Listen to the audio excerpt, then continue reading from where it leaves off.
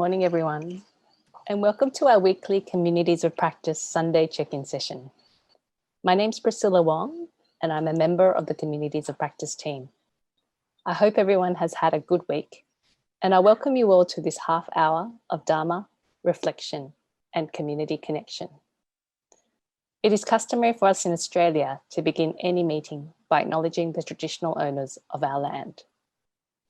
I would like to start today by acknowledging the Dharawal people as the traditional owners of the land on which Nantian Institute resides. I also acknowledge the traditional custodians of the various lands on which you all are, and I pay my respects to the elders, past, present, and emerging. The check-in sessions were developed by our Communities of Practice team and community. In 2018-19, we ran a number of community days and then began these weekly check-in sessions in October 2020, where we've met you all. The purpose of these events were as outlined above, guided by humanistic Buddhism to develop and cultivate our practice and friendships. Now more than ever, the practice has become vital, and the purpose of today is exactly that. I'd now like to introduce our friend, Dr. Jonathan Page, who is a lecturer at Nantian Institute, a medical oncologist, and a valued member of the community. Thank you, Jonathan. Well, thank you, Priscilla, and a warm welcome to everyone, and thank you for joining us from all the 10 directions. I hope you've been able to enjoy some self-compassion during the week, and if so, you'll have little difficulty with this week's theme, which is jealousy. We have all probably experienced jealousy in our lives, the green-eyed monster, as Shakespeare declared through the character Iago in Othello. Jealousy arrives when we feel that an important relationship in our life, perhaps one that we now realize to be important, is threatened by someone else who may or may not exist, who we feel may be more intelligent, attractive, or wealthier than ourselves.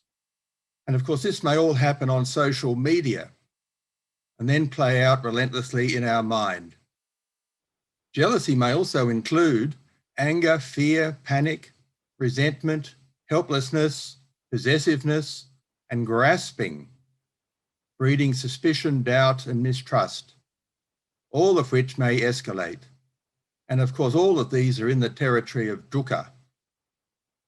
As Sappho, the great female Greek poet who lived in the Buddha's time, wrote about jealousy, that man who is sitting opposite you seems to me to be equal to the gods, laughing delightfully, which indeed makes my heart flutter in my breast.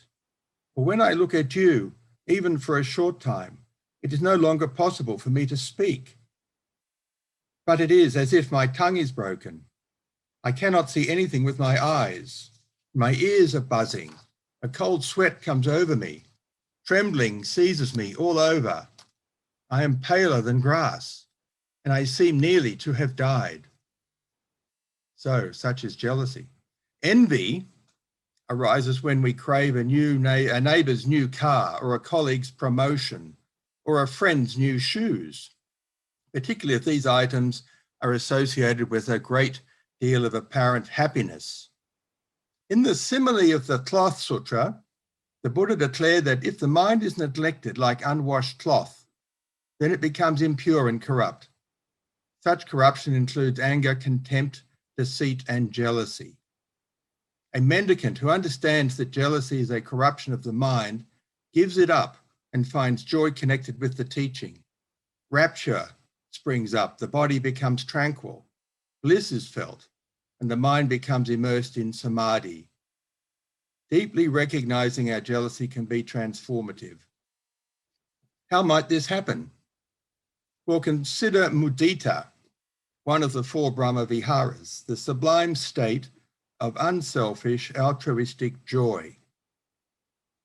As the Buddha said in the Karacakaya Sutra, hero monks, a disciple lets her mind pervade 1/4 of the world with thoughts of unselfish joy, and so the 2nd quarter, and the 3rd, and the 4th, and thus the whole wide world, above, below, around, everywhere and equally, she continues to pervade with a heart of unselfish joy, abundant, grown great, measureless, without hostility or ill will. Thus, we've considered jealousy. So let us now enjoy a short period of reflection and meditation. So gently shut your eyes and let them soften, and begin to relax. And relax your forehead, your cheeks,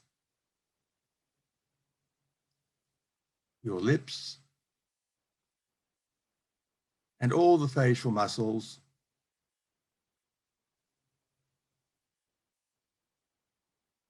And your neck muscles, your shoulders,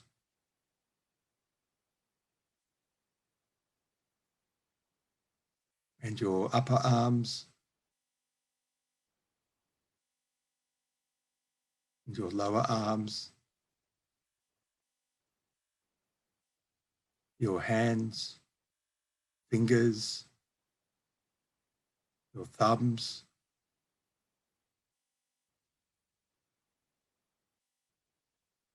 and your back muscles. Let a wave of softness move downwards from the back of your neck down to the bottom.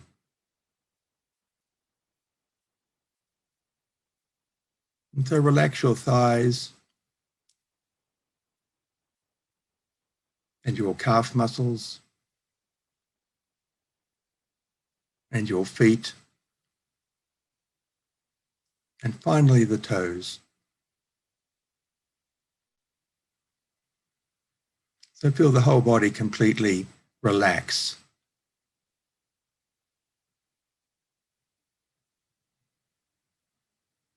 So now take your attention to the tip of your nose, to the nostrils,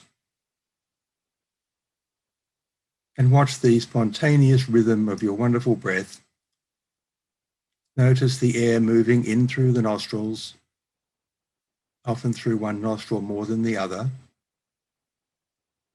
And sometimes the air feels cool and sharp, but on a warm day it may be difficult to feel. The air fills the lungs, and when the lungs are finally full, there is a short pause, and then the air, all by itself, begins to escape through the nostrils. And the air, now warm and soft, is hard to notice. Soon the lungs are empty, and then there is another pause. And then, as if by magic, the next breath arises, all by itself. So let us together just watch the rhythm of our own breath for 1 minute.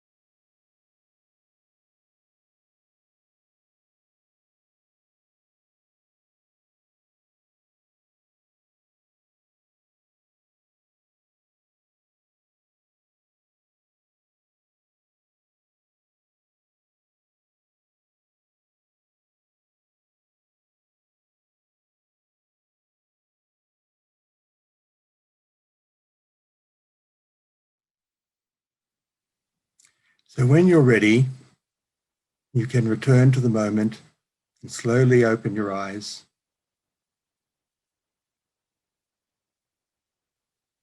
In the breakout groups, you may wish to talk about any thoughts, feelings, or words of jealousy that you have encountered recently or in the past.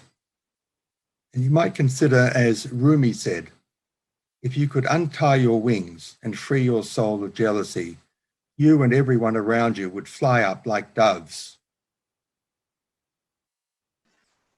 Thus, we are applying the principles of humanistic Buddhism.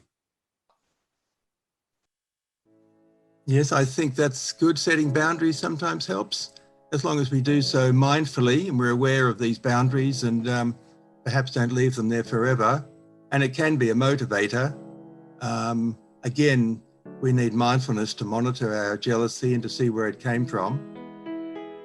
And it is hard to tell other people if they are jealous because they may not be amenable to the normal sorts of advice. But I think we can help them with wisdom and compassion. Yeah, of course, jealousy indicates that we have the wrong view about some aspect of our life. And it sounds like there's been some wonderful sharing of personal experiences and how people can be so open and generous with their sharing about difficult experiences in the past. Yes, and from Cecilia, yes, the toxicity of jealousy can be overwhelming. And like other strong emotions, we need to be aware that this may happen at any time. Some people may need jealousy, I guess that's right.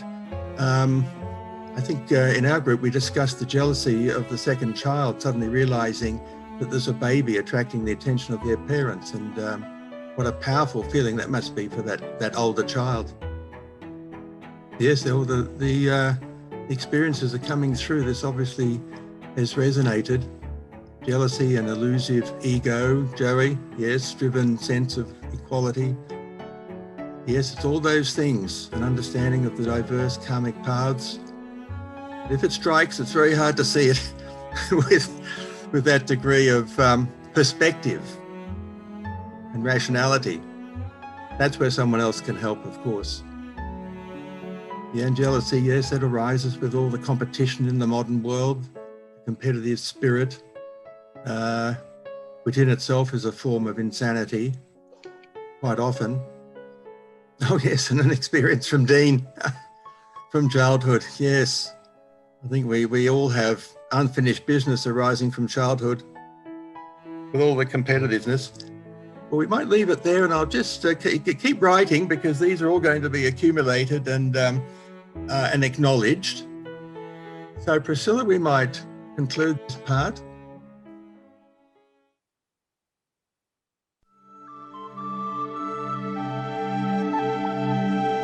Let us now dedicate the goodness of what you have done to all living beings. May kindness, compassion, joy, and equanimity pervade all worlds. May we cherish and build affinities to benefit all beings. May Chan, Pure Land, and precepts inspire equality and patience. May our gratitude and humility give rise to great vows.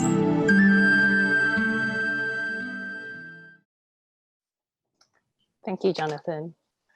We hope the check-in today was helpful to you all and that you experienced the loving kindness of this community as it is offered here today. For anyone who might be experiencing a greater need, or if you'd just like to get in touch with us, please don't hesitate to email the above. I've been sending us through a few of the chat box wisdom. So this is everyone's wisdom collected together. So through the week, if you check your emails or have a look on the Turning Points Facebook page, you'll see some of these come through. This one's from last year, which we all did together. So you might recognize some of your own little comments coming through here. So big thanks to the Beijing team and Chris and Amy for all your wonderful work. Poetry event is next Sunday at 4 o'clock. So just a reminder, if you're interested in checking out some wonderful poetry and hearing some recitations and meeting some poets, please check out poetry.thebbep.org. All the audio slides and those reflections can be found on communities.nantien.edu.au. And Jonathan will be back again next week, and we're exploring another challenging topic, I believe, on guilt. And we'll be here on the 31st of January on Sunday at 11, and that's Jonathan's final topic for January. So we thank Jonathan, and he'll be around for the next half an hour. So please, if you'd like to unmute yourselves and say hello, we can have our community chat now. So otherwise, see you all next week.